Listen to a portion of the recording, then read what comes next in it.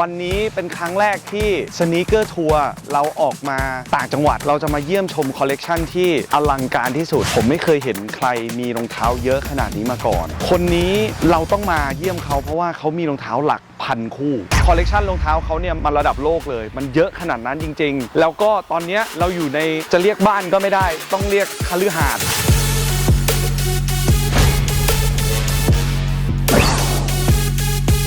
หลายๆคนเขาพูดว่าเช้งเนี่ยมีรองเท้าเยอะมากอยากรู้ว่ามีทั้งหมดกี่คู่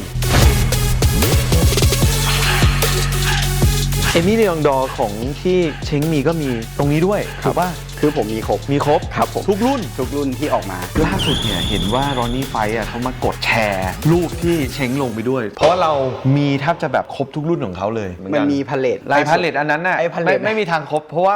30มัน30แล้วเรามี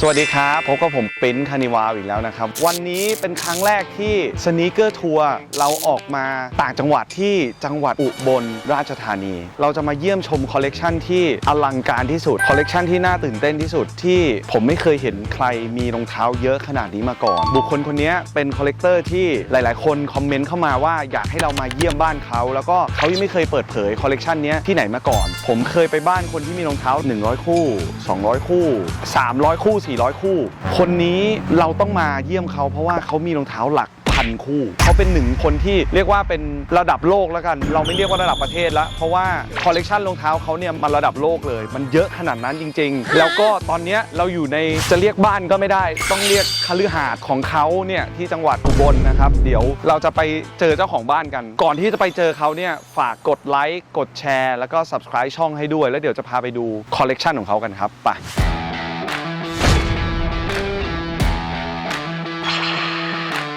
เจ้าของบ้านเขารอเราอยู่ตรงนี้แล้วสวัสดีครับสวัสดีครับพี่สวัสดีครับสวัสดีครับบ้านสวยงามอลังการมาก บบางคนอาจจะยังไม่รู้ว่าแบบเช้งทำอะไรยังไงรบกวนช่วยแนะนำตัวหน่อยแล้วกันครับก็ผมเช้งนะครับหลักๆก็คือผมทำธุรกิจโรงงานน้ำแข็งนะครับอยากให้พาดูบ้านก่อนได้ไหมก่อนเข้าไปดูรองเท้าขออนุญาตชมบ้านก่อนครับดีครับพื้นที่ใหญ่ไหมครับเช้งที่นี่ประมาณ6 ไร่ครับ6 ไร่ครับโอ้ใหญ่มากครับพี่ก็จะเป็นอีกมิติหนึ่งแล้วครับตอนนี้นี่นะโอ้โหสวนก็แบบดูร่มรื่นมากข้างหลังก็เหมือนที่ร่มรื่นพักผ่อนนี้ที่แบบว่าได้ใช้ไหมอาหารปลาได้ใช้ครับลูกผมชอบตรงนี้ปกติก็มานั่งให้อาหารปลาตรงนี้ฮะโอ้โหงบประมาณในการทำสวนอย่างเดียวนี้ก็น่าจะเยอะมากเลยนะเนี่ยใหญ่มาก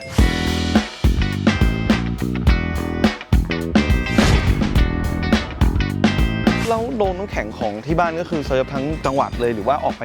หลายจังหวัดด้วยมีหลายจังหวัดครับก็ที่กรุงเทพก็มีทำน้ำแข็งทุกชนิดเลยป่ะเช้งใช่ครับน้ำแข็งยูนิคที่บรรจุในพวกถุงแพ็คที่ขายในเซเว่นนะครับที่พี่เห็นในตู้อะไรอย่างเงี้ยแล้วก็คือเป็นแบรนด์ยี่ห้อของเราป่ะใช่ครับวาริเทพครับตัวบ้านนี่คือมี3ชั้นใช่ไหมครับใช่ครับซึ่งอยู่กันกี่คนครับประมาณก็มีคุณพ่อคุณแม่ผมแล้วก็น้องสาว3 คนแล้วก็ผมสนามหญ้าก็เยอะเนาะแบบเด็กๆเล่นได้เด็กเขาก็ชอบวิ่งเล่นครับบางครั้งก็ปั่นจักรยานอะไรก็สบายไม่ต้องออกไปข้างนอกอันนี้นี่ครับทำยากสุดนี่ทำนานมากเรียงเป็นลายแบบที่เราออกแบบไว้คือเราต้องการให้มันมีสีคล้ายๆน้ำแข็งอะไรอย่างเงี้ยถึงบ้านละขออนุญาตเข้าบ้านหน่อยนะครับครับเชิญครับพี่เมื่อกี้เดินรอบบ้านก็แทบจะว่าเหนื่อยมากแล้ว เคยแบบให้ใครมาถ่ายยังมีคนถ่ายข้างนอกไปบ้างแล้วครับแต่ข้างในนี้ยังไม่มีเป็นทางการเหรอก็มีเพื่อนบ้างเพื่อนพ่อเราเป็นรายการแรกเลยนะเนี่ยที่ได้เห็นบ้านเช้งคนแรกโอ้ยขอบคุณมากขออนุญาตพาไปดูห้องที่เก็บรองเท้าได้ไหมได้ครับพี่เดี๋ยวเดินชมบ้านไปด้วยได้ครับกว่าจะเข้าไปถึงรองเท้าเราก็ต้องผ่านหลายด่านนิดนึงปกติเก็บรองเท้าเนี่ยก็คือเก็บที่นี่ที่เดียวป่ะครับผมเก็บไว้ที่บ้านที่อุดรนะครับมีบ้านที่อุดรด้วยหลายๆคนเขาพูดว่าเช้งเนี่ยมีรองเท้าเยอะมากอยากรู้ว่ามีทั้งหมดกี่คู่ก็น่าจะประมาณ 2,000 ครับ 2,000 คู่เลยครับเย็ดเปียดเราประมาณการคร่าวๆได้ไหมไนกี้มีกี่คู่ไนกี้น่าจะประมาณ 300-400ลองลงมาสมมติ Adidas มีเยอะไหม Adidas น่าจะหลักร้อยครับ ASICS ล่ะก็ประมาณ 500-600 ครับ New Balance ล่ะ800 ครับ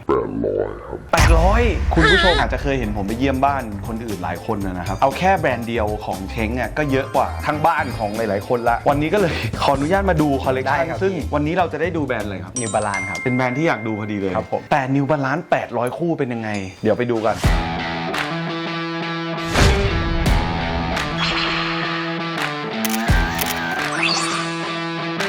อธิบายหน่อยได้ไหมครับว่าอันนี้คือเราเลี้ยงไว้ข้างนอกหรือยังไงครับ ก็ยังไม่ได้ย้ายเข้ามาอยู่ถาวรก็เลยมาฝากรองเท้าไว้แบบนี้ก่อน เอาง่ายๆว่าถ้าคนเห็นตรงเนี้ยถ่ายรูปไปยังไม่เห็นบ้านน่ะต้องนึกว่าเป็นช็อปนิวร้านแน่นอน แล้วก็มีพวกเอเชีย USA อย่างสีน้ำตาลก็จะเป็น UK ครับ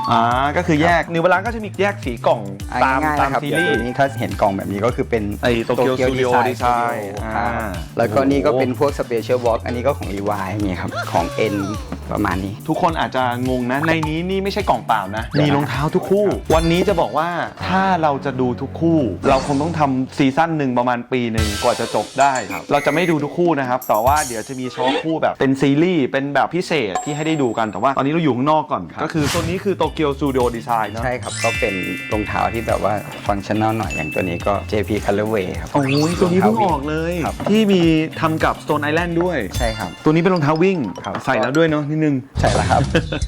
แล้วก็ประมาณนี้ฮะถ้าโตเกียวดีไซน์เขาจะทำรองเท้าแปลกๆนะครับ ก็คือ ใช่ โต ว่า เกียว จะดูแปลกๆ สตูดิโอเนี่ยเขาจะเป็นสตูดิโอที่เหมือนคล้ายๆสตูดิโอทดลองนิดนึง ใช่ ก็จะทำแบบเหมือน experimental เป็นแบบดัดแปลง deconstruct อะไรต่างๆ ก็ใช้ อะไร วั เงี้ย สดุที่มันทนทานหน่อย นี่เป็น ไว้ modular นิดนึงใช่ครับ อยากถามก่อนว่าเช้งเริ่มเก็บรองเท้ามาจากอะไรก่อนดีวะ เอาจริงๆ คนเล่นรองเท้าก็ต้องไนกี้ แล้วเริ่มมาจริงจังนี่คือเมื่อไหร่ครับ ก็ตอนที่รู้สึกว่าเริ่มชอบรองเท้า ชอบดูกีฬาด้วย ก็เห็นโคบี้ใส่อาดิดาสของที่เป็นซิกเนเจอร์เขา อ๋อ เพิ่งเริ่มรู้ว่าเฮ้ยรองเท้ามันก็มีงานคอลแลบ เรียกได้ว่าเราเก็บเป็นแบรนด์มาก่อน แล้วก็ค่อยมาปัจจุบันที่มันเน้นนิวบาลานเยอะ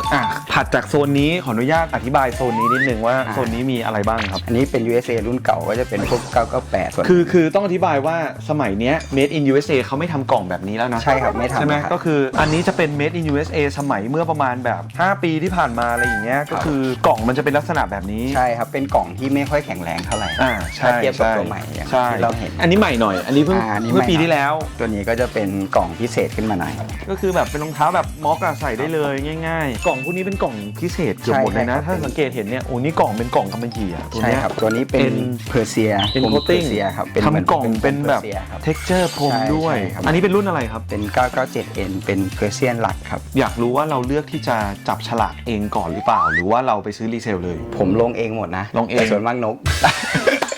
การจะถามว่าเคยได้เอ็นไหม เคยได้แต่เป็นรุ่นที่ทุกคนได้กัน เพราะฉะนั้นเราจะลงเองก่อน แล้วหลังจากนั้นก็ ก็รี ไป เซล รีเซล ครับ ที่เห็นนี่ก็คือมีพวกแบบสนิเกอร์ฟลิกเกอ ใช่ ร์ สนิ ใช่ เก ไหม อร์ฟิกเกอร์แล้วก็ตัวนี้ก็คอนเซ็ปต์ คอนเซปต์คอนเซปต์ก็จะเป็นร้านอยู่ที่อเมริกานะครับ ที่บอสตันเลยครับ ใช่997 997โรสครับตัวนี้ โอ้โห เป็นกล่องพิเศษนะมันจะมี 2 ค่ายที่ทำกล่องใหญ่ๆคือ1คอนเซ็ปต์2คือ N อ๋อ ครับพวกนี้วางไว้ด้วยกันได้ โอ้โห เยอะจริง นี่ก็สนิเกอร์ฟิกเกอร์ ๆ อันนี้ก็ 997.5 ใช่ครับ เป็น made in Asia ตัวนี้ แล้วก็คอนเซปต์ตัวนี้ก็กล่องใหญ่เหมือนกัน อ๋อ นี่ก็เป็นคอนเซปต์อีก ใช่ครับ 2 รุ่น อ๋อเขามีกล่องใหญ่แล้วครอบกล่องเล็ก ใช่ ข้าง ค ใน รับเป็น low hanging fruit ครับเขาทำทีบิวคนที่เหมือนเปลี่ยน supply chain ของพวกอาหาร เท็กเจอร์มันจะเหมือน ใช่ กีวีคู่นี้แพงไหมรีเซล ไม่แพงครับไม่แพง คร่าวๆน่าจะเกือบ100 คู่แล้ว แค่ตรงนี้อย่างเดียว แล้วโซนนี้คืออะไรอะครับ อันนี้เป็นพวกเอเชียครับ โหนี่น่าจะเป็นคอลเลกชันนิวบาลานที่แบบเยอะที่สุดที่ผมเคยเห็นมาแล้วนะโซนตรงนี้กล่องสีน้ำตาลทั้งหมดนี่คือ UK ครับ Made in ก็ UK กล่องจะเป็นสีนี้ ใช่ครับ ขออนุญาตหยิบ ได้ ดู ได้ สักรุ่น 2 รุ่น Made in UK เนี่ยคือรายการผลิตที่อังกฤษอยู่ ใช่ครับ ซึ่งราคามันก็จะสูงกว่า USA ด้วยแล้วก็สูงกว่าตัวที่ผลิตในเอเชียด้วย นี่ก็เป็นไฮบริดครับ เป็น upper 1,500เป็นพื้นของ 990 V3 ครับ เป็นการผสมผสานของ ใช่ครับ รุ่น 1,500เนี่ยมันผลิตที่ UK อยู่แล้ว ใช่ ถูก ครับ ไหมครับ แต่เอาพื้นมา จาก USA มา จาก ใส่ USA ก็คือเป็นการรวมกันอเมริกากับอังกฤษ โอ้ ครับ โห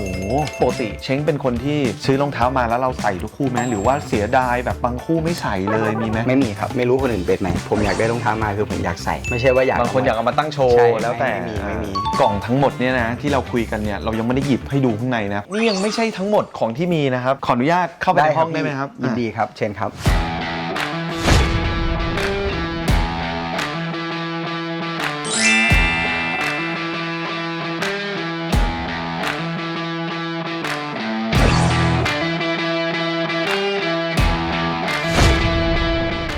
นี่ก็เฉพาะกิจให้พี่ปิ่นเลยครับ อยาก เพ จะ ราะปกติผมเก็บ อยาก ไว้ใน จะ กล่อง นอนอยู่ในห้องนี้ไปเลยครับ ห้องนี้นี่แบบเขาเรียกว่าเป็นสวรรค์ของคนรักนิวบาลานซ์เลยนะโอ้โหแทบจะเป็นแบบวงเวียนที่เราเดินได้ New Balance Circle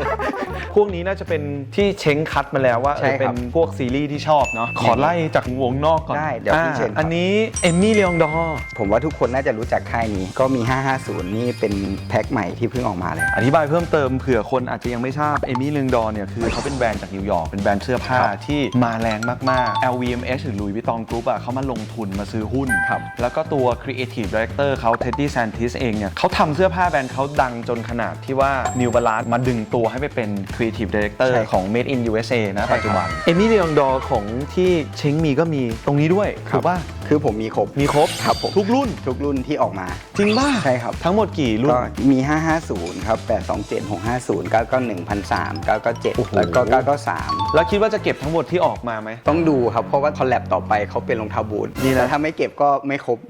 ไม่ได้ ลองบอกรุ่นที่เราคิดว่าเราชอบใส่หน่อยได้ไหม ชอบ แบบว่า ใส่ สัก 3 รุ่นก็ได้ที่คิดว่าชอบใส่ 992 990 V3 V2 V4 V4 ประมาณนี้ ประมาณนี้แล้วก็ ชอบ V5 ชอบเพราะว่าอะไรดีไซน์ด้วยถูกปะ ชอบรองเท้าที่ใส่สบายครับ ก็คือรุ่นพวกนี้เป็นรุ่นที่ใส่สบายไม่เมื่อย ใช่ ถูกไหม ค ค รั รับ บมาต่อค แล้ รับ วก็นี้เป็นสเตเลต V3 เซรัสนี่เป็นอะไรอะครับ คอลแลบเป็นร้านที่อเมริกา อ๋อ เขาทำแนวพังๆหน่อยครับ อืม อย่างให้ดูข้างในเขาจะออกพังๆ นี่ก็ถือว่าโอเค ผมช สี อบ สวยนะคัลเลอร์เวย์สีสวยครับ อันนี้เป็นเอลิสครับ ที่เป็น V3 รุ่นแรกๆของเขา อ๋อตอนหลังๆเขามาทำคอลแลบอีกสีหนึ่งเนาะใช่ไหมครับ ใช่ครับ แล้วก็โอ้โหเยอะมากอะดูไม่ถูกแล้วข้างล่างนี่เป็นอะไรอะครับ ตัวนี้เป็นคอเท็ดดี้ คอเทดดี้แซนทิส ที่ออกมา เพิ่งออก 16 16 สีคุณมีครบทุกสีเลยเหรอ ขาด 2 ตอนนี้ที่ยังไม่ออก คุณขาดสีฟ้าใช่ไหมยังไม่ออก มียังสีฟ้าอ๋อมีแล้วนี่ ใช่ เพิ่งออก ใช่ครับ เลยเมืองไทยไม่ขายนะ ผมขาด คุณ สี มีก่อนได้ยังไง ผมขาดสีเขียวม่วง V3 ครับ แล้วก็สีขาวน้ำเงินส้มของ โอ้ V2 โหนี่คือเทดดี้แซนทิสทั้งหมดนะครับ ครับ คุณมีครบเลยอ่ะโอ้โห ครับ แล้วนี่ก็ ยอด เป็นโจเฟสกูดครับ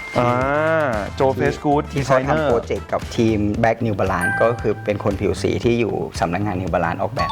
โจเป็นเหมือนพี่เลี้ยงให้ คุณมีทุกรุ่นของเขาป่ะ ครับผม จริงป่ะโอ้โห ก็นี่เราต้องเรียกว่าเป็น conversation among us ก็คือเขาจะเขียนไว้ตรงนี้เลยฮะเนี่ยเป็นโปรเจกต์พิเศษ ชื่อโปรเจกต์คือ ใช่ใช่ Conversation Among Us ใช่ มันเป็น ครับ โปรเจกต์อะไรอะครับ เป็น อั โปรเจกต์ที่ให้โอกาสคนที่ทำงานใน New Balance ที่เป็นคนผิวสีครับเพื่อที่จะทำคอลแลบนี้ออกมา อ๋อ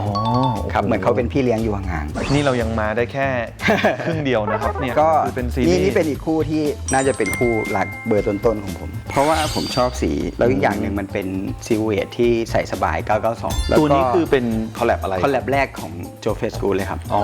อยากรู้ว่าในทุกคู่ในเนี้ยคู่ไหนที่รู้สึกว่าเราได้มายากที่สุด เช่น ก็มีอย่าง V2 Madness เนี่ยก็ได้มายากเหมือนกันครับ เพราะว่า Madness เนี่ยมันเป็นแบรนด์ของชอนอยู่หูซึ่งชอนเนี่ยเขาเป็นดาราดังของฮ่องกง ใช่ แล้วเขาก็ทำแบรนด์ Madness ขึ้นมา แล้วก็เหมือนได้คอลแลบกับ New Balance ครับ แล้วตอนที่ได้คอลแลบเนี่ยมันขายเฉพาะฮ่องกงปะหรือว่าขายหลายที่ มันขายเฉพาะฮ่องกงครับ อ๋อเหรอ ครับ Madness เนี่ยมี 2 สีถูกป่ะครับ ใช่ครับ มีสีนี้ด้วยโอ้สีคัลเลอร์เวย์สวยมากอะชอบสีนี้มากเลยอะ ครับ พวกนี้รีเซลราคาสูงไหมครับ สูง ถ้าเป็น พอสมควรครับพี่ บางรุ่นที่ผมบอกว่ามันหายากคือ ถึงมีเงินก็หาซื้อไม่ได้ ไม่ใช่ว่าผมจะบอกว่ามันแพงหรืออะไรนะ แต่พี่นึกภาพอารมณ์ คน ว่า ไม่ พี่อยา ป ก ล่อย อยากได้ของอะไรอย่างงี้ไหม อ่า แต่ไม่มีคนขายอ่ะ อ่า ตัวนี้เป็น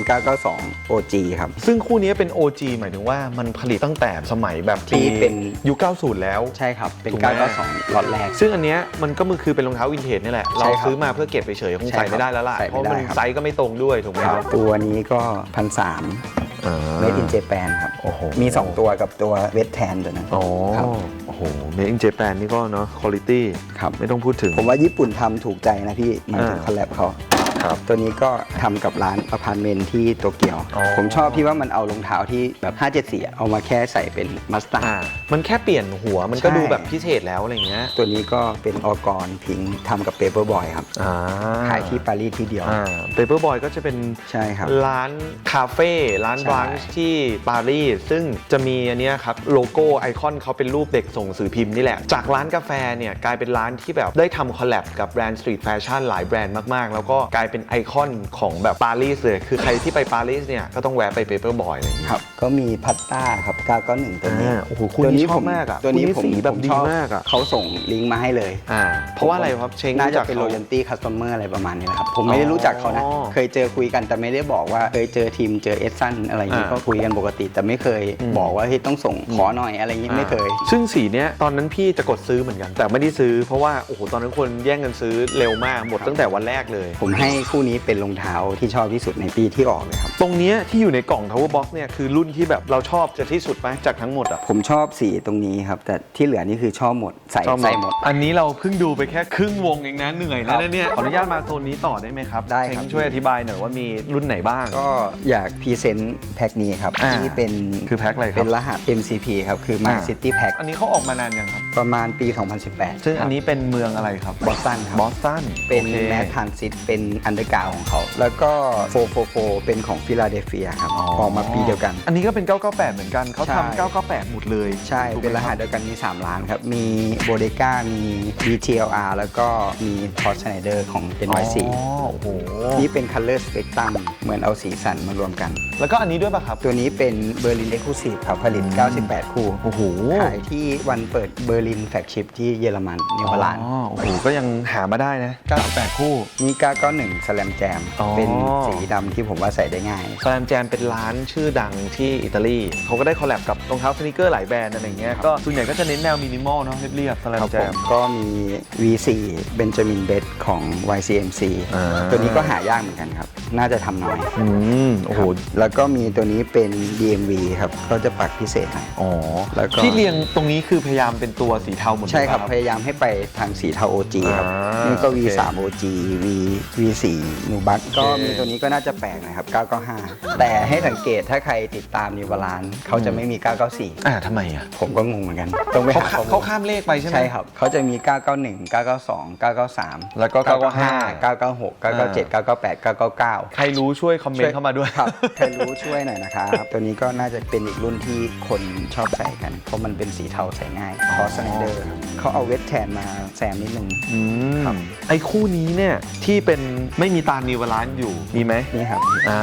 กำลังจะถามเลยว่าคุณต้องมีคู่นี้ อันนี้มันออกที่เกเดที่ไทย มาไทยน่าจะน้อยมากนะแบบ ครับ ไม่กี่คู่เอง คือตัวเนี้ยมันความพิเศษตรงที่ว่ามันไม่มีสัญลักษณ์ N อยู่ ใช่ครับ ข้างๆ ซึ่งมันหายาก อันนี้อีกตัวหนึ่งที่ผมคิดว่าน่าจะน้อยคนที่เคยเห็น เป็น 990 V2 ที่ผลิตที่ UK เพราะว่าอะไรทำไมรุ่นนี้ถึงหายา น่าก จะเป็น Exclusive ของฮานอนผลิต 198 คู่ครับ น่าจะเกือบ 10 ปีแล้วคนนี้ ขออนุญาตวนไปด้านนี้ ได้ ก่อน ได้ หมเราอยู่แค่วงนอกนะ ยังไม่ได้เข้าวงในแกนกลาง ฝั่งนี้ก็คือจะเป็นพวกแบบตัวนี้โจเฟชกูด ใช่ครับ ไหมครับ ตัวเฟสกูดตัวนี้ครับ แล้วก็พวกนี้ก็เป็นคอลแลบหมดเลยป่ะครับ ตัวนี้เป็น J Crew ครับ เจครู ครับ แบรนด์อเมริกัน collab ด้านข้างนี้ก็จะเป็นตัวที่แบบส่วนใหญ่เป็นคอลแลบหมดเลย ใช่ครับ อันนี้รีวาย ใช่ครับ รีวายนี่ก็สวยนะ ครับ สีแบบ ผมว่าถ้าทำแท็กแดงอีกฝั่งหนึ่งอ่ะโอเคเลย โอ้โหเยอะมากตรงนี้ ที่วนๆ ข้างในนี้ก็ของคิดของลอนนี่ไฟหมดครับ ทั้งหมดเลย โอเค ขอไปดูเซตของรอนนี่ไฟแล้วกัน ได้ครับ ซึ่งรอนนี่ไฟเนี่ยก็คือเขาเป็นเจ้าของร้านคิดนะครับ ครับ ซึ่งเป็นหนึ่งในร้านที่โด่งดังที่สุดทั่วโลกนี่แหละ ล่าสุดเนี่ยเห็นว่ารอนนี่ไฟเขามากดแชร์รูปที่เช้งลงไปด้วยถูกป่ะครับ ใช่ครับ เพราะว่าเรามีแทบจะแบบครบทุกรุ่นของเขาเลย อันนี้เดี๋ยวให้กล้องพาดู ได้ นี่ ครับ คือ New Balance คิดเกือบจะทั้งหมด เรียกได้ว่าขาดแค่รุ่นเดียว ก็น่าจะมี 574 ตัวนั้นที่ ตัวเดียวเลย ใช่ครับ นี่คือครบนะ เรายังไม่เคยเห็นใครมีครบขนาดนี้มาก่อนเลยนะ ก็คือจริงๆเขาคอลแลบกันแทบจะแบบตั้งแต่หลายปีมาแล้ว มีทั้งยุคเก่ายุคใหม่ ล่าสุดตัว Limited Aero and Sun ตัว V4 ข้างๆ อันนี้ ใช่เป็นคู่สีที่เอามาจากตัวนี้ ก็คือคู่เนี้ยเขาออกมาก่อน ใช่ครับ ออกมาก่อน คือก่อนหน้านี้มันอยู่ใน 997.5 ครับ ที่คันเย่ใส่ เป็นสีที่คันเย่ใส่ แต่ไม่ใช่คิดนะครับ เป็นของ United Arrow ที่ผมชอบก็นี่ฮะ Steel Blue ของคิดก็มี 992 ตัวนี้ที่รู้สึกว่าออนฟีดสวยมากครับมันเป็นแพ็คเดียวกันกับตัว V2 ตัวนั้น แต่คู่สีสวยนะ สีเทาเข้ม ใช่ครับ ตัดกับ มัน สีแบบฟ้านิดนึง มันเป็นสีที่มาจาก 1,300 CLS นะครับ เป็นสีที่ลอนนี่ชอบ โอ้โห นี่คอลเลกชันนี้หายากมากๆนะครับ คอลเลกชันที่แบบคิดทั้งหมด เยอะขนาดนี้อะไรเงี้ยฝั่งนู้นก็ใช่ป่ะครับฝั่ง ฝั่งนี้ครับ ฝั่ง นี่ เนี้ย นี่ใช่ครับ นี่ก็คือคิดหมดเล แต่ตัวย นี้เป็นฮานอนครับ670 หลายๆคู่นี้แบบไม่ ตัว ไม่ นี้ ได้ ก็ เห็ จะ นหลาย ใช้ ปีมากแล้วอะ เขาก็จะเป็นคอนเซ็ปต์แบบว่าใช้ผ้าหลากสีมากที่สุดในการลงรองเท้าประมาณเกือบ10 กว่าเฉดครับ ของลอนนี่ไฟอ่ะเช้งมีที่เป็น ASIC ครบแบบนี้ไหม ขาด 2 คู่ครับ มีทั้งหมดประมาณกี่รุ่น ASIC ครับ น่าจะ 50-60 อยู่นะ เพราะว่าเขาก็คอลแลบกับ ASIC น่าจะเยอะที่สุดเหมือน มั กัน น มีพาเลต ไอ้พาเลตอันนั้นน่ะ ไอ้พาเลต ไม่มีทางครบ เพราะว่า 30 มัน 30 แล้วเรามี ผมขาด แล้วเรามี ห้า ขาด ใช่ 30 คุณยังขาดแค่ 5 เอ ผ ง ม เหร ไป อ ต่อไม่ได้แล้วเพราะว่าผมรู้สึกว่าสีมันแบบเหมือนกัน มันต่างกันนิดเดียว มั จ นเป็น ริ สี ง ขาวครับพี่ ๆเดี๋ยวขึ้นรูปให้ดูว่ามีสีอะไรบ้าง ถ้างั้นขอวนมาตรงนี้หน่อยแล้วกัน ตรงเนี้ยพลาดไม่ได้ ครับ เพราะว่าเป็นคอลเลกชันที่แบบณปัจจุบันฮอตฮิตเหลือเกินก็คือจาว จาว เช้งมีทั้งหมดกี่คู่ครับนิวบาลานซ์จาว เจ้าที่ออกมาก็มี 1 2 3 4 5 มี 6 ครับ ก็คือเขาออกมาทั้งหมด 6 ใช่ครับ คุณก็มี 6 เลย ครับผม อ่า ตัวนี้ก็ OG เลยครับ เป็นตัวแรกที่จาวทำกับ New Balance สังเกตว่ารหัสเขายังใช้เป็น MC3 ซึ่งเป็นรหัสคัสตอม ซึ่งตัวเนี้ยมันออกมาหลายปีแล้วตั้งแต่ตอนยังไม่ได้เป็นกระแสขนาดนั้น ยัง ถูกไหม ครับ ตอนนั้นรู้สึกว่าราคารีเซลเนี่ยยังประมาณ 500-600 เหรียญ โอ้โห นี่คุณมีแบบครบจริง ๆ นะ ทั้งเอมี่ลีองดอร์คิดจาวก็มีครบ โอ้โห สี OG ไม่ต้องพูดถึงมีครบหมด แทบจะเกือบจะครบหลัก ๆ แล้ว และนี่ยังไม่ได้ทั้งหมดนะ เพราะว่าเราไม่ได้ลื้อดู ครับ ในกล่องทั้งหมดนะครับ เรียกได้ว่าเป็นคอลเลกชันนิวบาลานซ์ที่ใหญ่ที่สุดเยอะที่สุดที่ผมเคยเห็นมาเลย แล้วก็อยากจะบอกว่าจริง ๆ แล้วเช้งยังมีอีกหลายแบรนด์ใช่ไหม ใช่ครับ อนาคตเราจะมีโอกาสได้เห็นแบรนด์อื่นไหมครับ เป็นไปได้ครับพี่ แต่ว่าต้องให้เวลาคุณในการจัด ใช่ครับ สุดท้ายอยากมาคุยเรื่องวิธีเก็บรักษารองเท้านิดนึง มีเคล็ดลับไหมในการเก็บรักษาแล้วก็พยายามอยากจะยืดอายุให้มันนาน ถ้าจะเก็บจริงๆ 1 คือห้ามโดนแดด ห้ามชื้น ๆ ซึ่งประเทศไทยมีทั้งสองอย่าง แต่ถ้าเป็นไปได้คือเก็บในห้องแอร์ ก็คือสำคัญเลยคือเรื่องของอากาศต้องถ่ายเท ใช่ครับ อุณหภูมิอย่าร้อนเกินไปนะครับ ใช่ครับ อย่าชื้นเกินไป บางคนไม่เข้าใจว่าเอ้ยรองเท้าเก็บอย่างเดียวกลัวพังไม่ใส่แต่ไม่ได้ เพราะว่ารองเท้ามันเป็นยางที่มันจะต้องนวด แนะนำอีกอย่างคือถ้าสมมุติใครมีเยอะจริงๆ ก็ต้องเอาออกมาใส่เลนบ้าง อ่า ในบ้านนี้ สลับ เดิน สลับ เดิน ใส่ ในบ้านเดินอะไรก็ได้ จริงๆ ก็อยากแนะนำนะสำหรับ ครับผม ใครที่เก็บสะสมรองเท้าเนี่ยก็คือกล่อง Tower Box เนี่ยนอกจากมันจะโชว์รองเท้าเห็นเป็นคอลเลกชันแล้วเนี่ยมันก็จะช่วยจัดระเบียบช่วยยืดอายุการใช้งาน เพราะว่ามันมีทั้งระบบการระบายอากาศกรองแสง UV ไม่ให้แสงมันเข้าไปโดนรองเท้าสำหรับใครที่แบบเก็บสะสมรองเท้าหรือว่าที่บ้านมีรองเท้าเยอะไม่ต้องเป็นรองเท้าสนีกเกอร์ก็ได้ก็สามารถเอา Tower Box ไปได้นะครับเดี๋ยวเราจะมีขึ้นลิงก์สั่งซื้อให้คือพูดสารภาพตามตรงเลยว่าปกติแขกรับเชิญของเราอ่ะเวลาเราเอารองเท้าไปให้อ่ะมันจะเป็นรองเท้าที่เขายังไม่มี แต่ของคุณคือข้อยกเว้นเพราะคุณมีทุกรุ่นแล้ว เราไม่สามารถหารุ่นที่คุณไม่มีมาได้ เพราะฉะนั้นขออนุญาต